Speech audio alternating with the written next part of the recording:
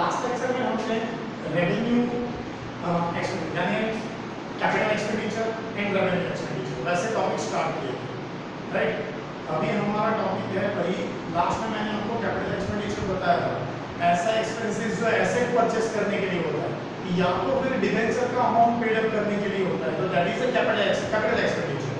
But ऐसा expenditure जो day to day life में होता है यानी रिकरिंग इन नेचर, यानी वो ऑलवेज होता ही रहता है, that is just like a salary of employees, commission given, discount given, rent given, ये जो एक्सपेंसेस होते हैं वो डे टू डे होते ही रहते हैं, तो that is for revenue expenses, right.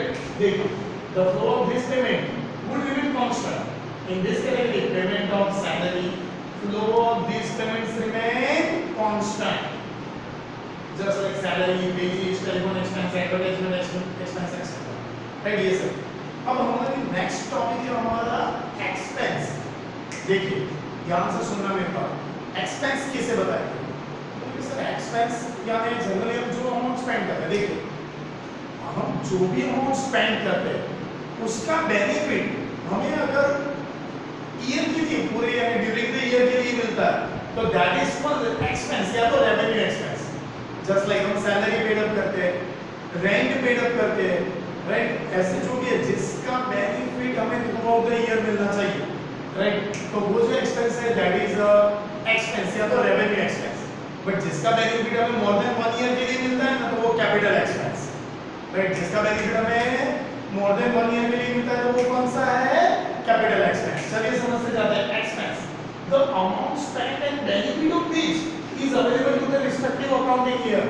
Amount spend करते हैं बट उसका बेनिफिट कितने तक मिलता है हमें, रिस्पेक्टिव अकाउंटिंग ईयर। अब बोलिए सर ये वर्ड रिस्पेक्टिव अकाउंटिंग ईयर, तो ध्यान से सुनिए, जनरली अकाउंटिंग ईयर जो होता है ना वो 1 अप्रैल से स्टार्ट होता है और 31 मार्च को कंप्लीट होता है। आप बोलोगे सर कैसे, जनरली ये 2020 चल रहा है तो 1 अप्रैल 2020 से स्टार्ट होगा और 31 मार्च 2021 को कंप्लीट होगा। 1 अप्रैल 2020 टू 31 मार्च 2021। अब गिन लीजिए 12 मंथ ही होंगे, 4 मंथ से स्टार्ट होगा, 4 5 6 7 8 9 10 11 12 1 2 3, राइट। कितने हुए, 12 मंथ्स। क्लियर हुआ इस तरह से। सो the benefit, the amount spent and the benefit is available for the accounting year is known as expense. This is called also revenue expense, such like salary expense, brokerage expense, commission expense, discount expense, ये सब revenue expense वही है, revenue expenditure और revenue expense same like ही है, right। Now revenue यानी income, revenue that means income। तो समझिए, चलिए goods and services are sold, ध्यान से समझिए मेरे को। अगर हम गुड्स सोल्ड आउट करते हैं, सर्विसेज किसी को प्रोवाइड करते हैं, आप होता है ना टीचर, लॉयर, डॉक्टर, ये सब सर्विस प्रोवाइडर है, राइट। तो ये सब जो सर्विस प्रोवाइड करते हैं तो उसके बदले में उनको पैसे मिलते हैं, that is for revenue, right. अगर हम कोई बिल्डिंग सोल्ड आउट करते हैं हमारी और जो पैसे आते हैं वो भी रेवेन्यू है बट लेकिन वो कैपिटल है, राइट। ये रेवेन्यू कैसे हुई, ऑलवेज मिलती है, राइट। तो that is a revenue in nature, right. Then next, अगर कोई asset purchase, asset sold out करके जो मिलता है वो कैपिटल रेवेन्यू। फिर हमें रेंट मिलता है, ये अदर इनकम भी सभी रेवेन्यू ही है। रेवेन्यू दैट इज इनकम, उसमें सभी आ जाएंगे, यानी हमारा रेवेन्यू रिसीव भी आ जाएगा और कैपिटल रिसीव भी आ जाएगा, राइट। तो देखिए goods and services are sold and provided to the customer. If credit sales are made and amount is receivable, it is also revenue. हमने किसी को क्रेडिट में सोल्ड आउट किया, पैसे मिलने अभी भी बाकी है तो भी वो रेवेन्यू ही है। Now besides other income, interest, rent, commission, dividend received for the respective period and even outstanding are included in revenue. Outstanding यानी मिलना बाकी है, रिसीवेबल है, तो वैसी अमाउंट भी इसमें ही आ जाएगी, राइट। चलिए कौन कौन सी अमाउंट आएगी, एक गुड्स सोल्ड आउट करते हैं वो, अगर क्रेडिट पे गुड्स सोल्ड आउट करेंगे तो भी वो रेवेन्यू ही है, right. Then next, besides other income, that is interest, rent, commission, dividend received for respective period, ये सभी भी क्या होगा हमारे लिए, इनकम ही होगा, रेवेन्यू ही होगा। रेवेन्यू में क्या आएगा समझिए, गुड्स और सर्विस जो हम सोल्ड आउट करते हैं उसके बदले जो पैसे मिलते हैं वो भी रेवेन्यू हुई हमारी। उसके बाद अगर कोई गुड्स हमने क्रेडिट पे सोल्ड आउट किया है, पैसे मिलने अभी भी बाकी है, तो भी वो रेवेन्यू ही है।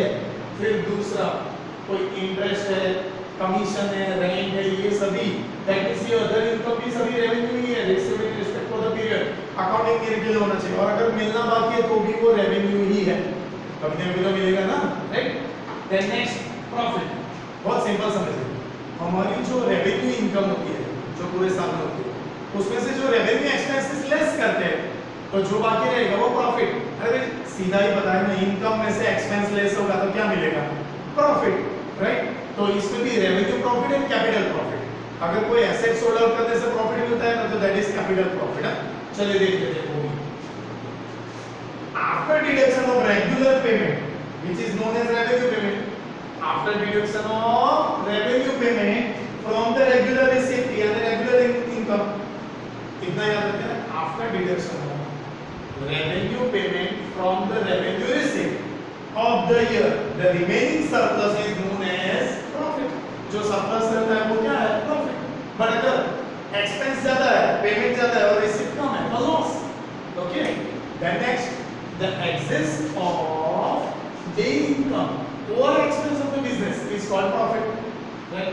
अगर हमारी जो इनकम है वो excess है किससे, expense से, तो वो क्या है, profit।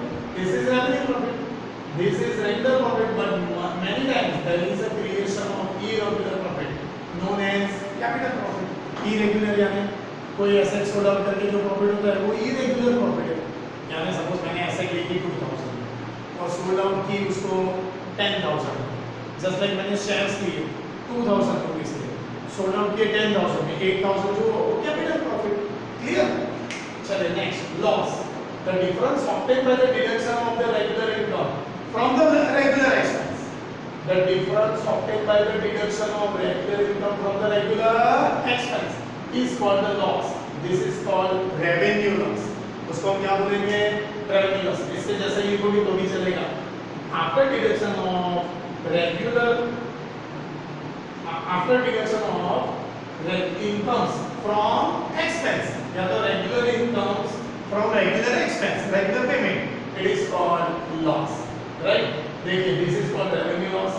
any asset is sold less than book value, book value यानी हमने जितने में परचेस किए वो उसके बाद के अमाउंट से अगर उससे कम अमाउंट में हमने सोल्ड आउट किया तो क्या है हमारे लिए, loss. this is known as capital loss। उसको क्या बोलेंगे, कैपिटल। एसेट सोल्ड आउट करने से जो प्रॉफिट होगा वो capital profit, but asset sold out करने से जो लॉस होगा वो capital loss. Okay, gain, profit and gain are synonyms, same ही वर्ड है।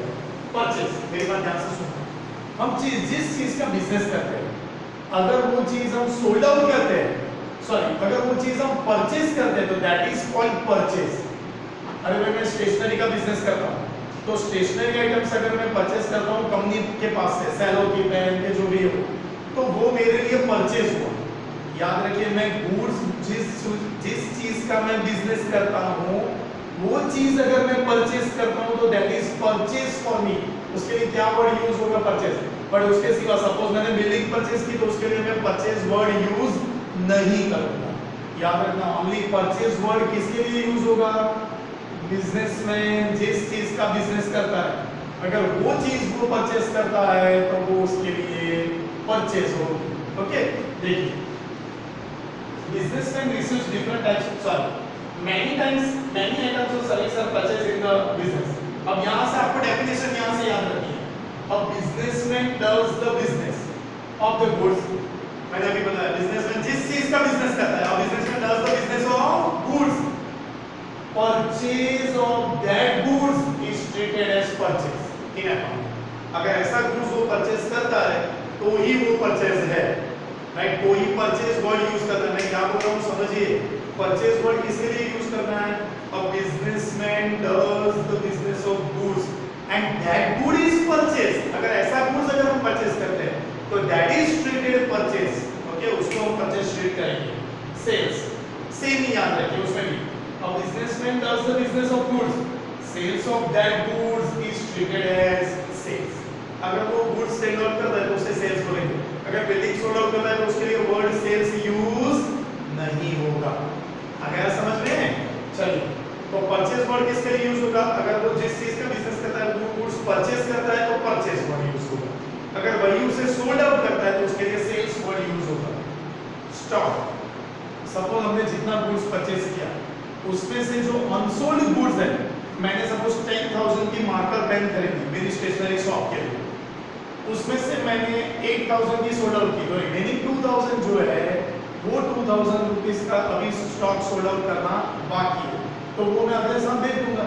तब तक के लिए वो मेरे लिए क्या है, स्टॉक है। उसके लिए क्या वर्ड यूज होगा, स्टॉक या क्लोजिंग स्टॉक। देखिए, goods purchase by the business for business purpose, goods remain unsold from that goods is called as stock.